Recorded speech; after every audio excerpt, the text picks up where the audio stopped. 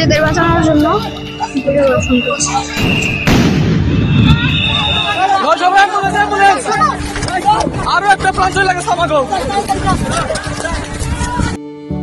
প্রাণ ঝরল 17 বছর বয়সী এক সাহসী মেয়ের।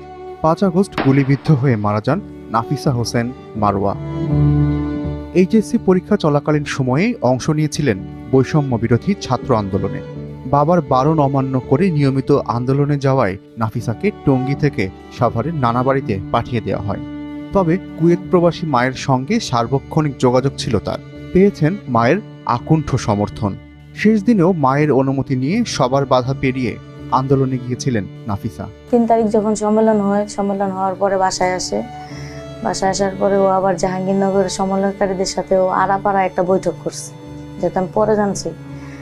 ওই বৈঠক থেকে বাসায় আসার পরেও আমার ফোন দিচ্ছে যে আম্মু আজকে তো গেছি, কালকে লাস্ট হয় শেখ হাসিনার সরকার জিতবো, না হয় ছাত্র আন্দোলন জিতবো, তুমি আমারে কালকের দিন যাওয়ার অনুমতি দাও। তখন আমি ওকে প্রশ্ন করছিলাম কোথায় যাওয়ার জন্য রেডি হইতেছ। তো এক পর্যায়ে আমার মা ধমক দিছে। ধমক দেওয়ার পরে আমার বলতেছে জাহাঙ্গীরনগর যাবো, জাহাঙ্গীরনগর থেকে গাবতলী যাবো। গাবতলী কেন যাবে? গাবতলীতে হচ্ছে আজকে ঢাকামুখী হবে সব ছাত্রছাত্রীরা, আমি ওদিকে যাব ঢাকার দিকে। তখন আমি বলছি আন্দোলনীতে ঢাকার দিকে কিভাবে যাবে? তখনও আমার পিছন থেকে গেট থেকে বের হয়ে আমার দিকে না তাকায় ও সোজা রাস্তার দিকে হাঁটা শুরু করে। 11টা থেকে আমার সাথে যোগাযোগ। আমি তারে বারবার বুঝাইতে চেষ্টা করতেছি যে আন্দোলন তুমি যাও না, তুমি বাসায় যাও, কারণ আমি পরিস্থিতি ভালো শুনতেছি না, আশেপাশের লোকজন যা বলতেছে শুনতেছি। তো আমি 15-20 মিনিট পর পরই তার ফোন দিতাম। গুলি খাওয়ারও 15 মিনিট আগে আমার সাথে কথা হয়েছে খুব ভালো, যে আব্বু তুমি টিভির নিউজ দেখো, শেখ হাসিনা পালাইছে। সেদিনই কুয়েতে খবর পান মা, যে সন্তানের সুন্দর ভবিষ্যতের জন্য দেশ ছেড়েছিলেন কুলসুম বেগম, সেই সন্তান আর নেই। তবে সেই সন্তানকে নিয়ে গর্বের শেষ নেই এই মায়ের।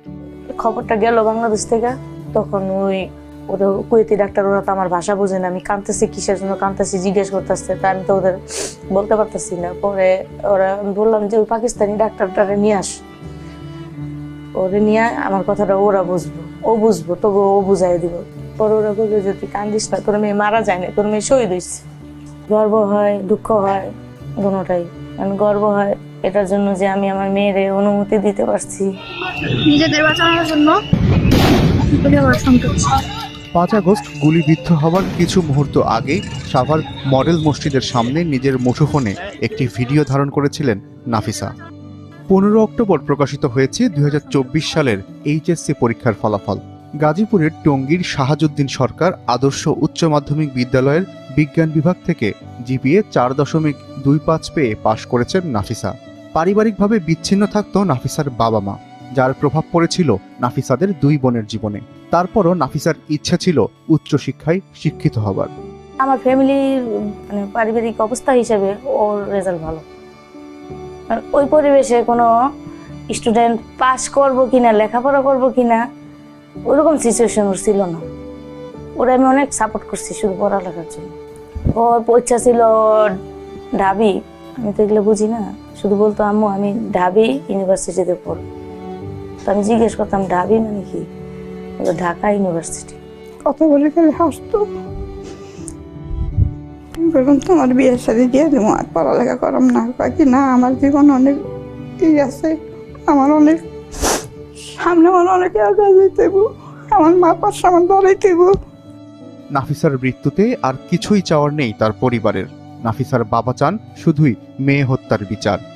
আমার কাছে আর চাওয়ার কিছু নাই, তো চাওয়ার একটাই আছে, সেটা হচ্ছে যারা আমার এই সুন্দর মেয়েটারে ওরা হত্যা করছে, গুলি করে হত্যা করছে, আমি তাদের বিচার চাই। এবং এই বিচারটা সুষ্ঠু তদন্তের মাধ্যমে যেন তাদের ফাঁসি হয়ই।